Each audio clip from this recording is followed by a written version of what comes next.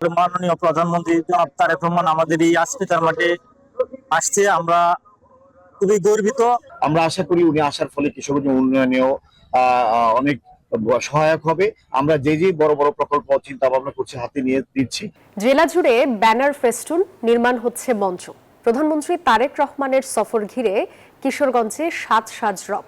সফরে ঐতিহাসিক শোলাকিয়া ঈদগাহ ময়দান উন্নয়ন প্রকল্প উদ্বোধন করবেন সরকার প্রধান। যোগ দেবেন মৎস্যপক্ষ ফ্যামিলি কার্ড বিতরণের অনুষ্ঠানে। বৃক্ষরোপণ কর্মসূচির আয়োজনেও অংশ নেবেন তিনি। টিসু দাসের তথ্য ও ছবিতে ডেস্ক রিপোর্ট।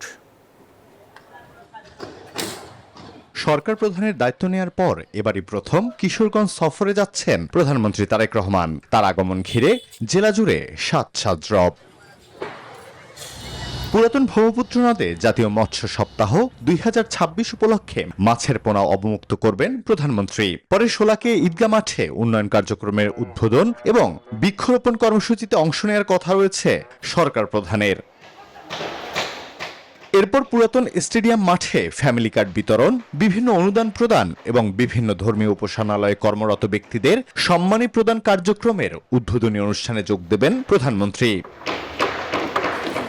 সরকার প্রধানের আগমন ঘিরে উচ্ছ্বসিত জেলাবাসী।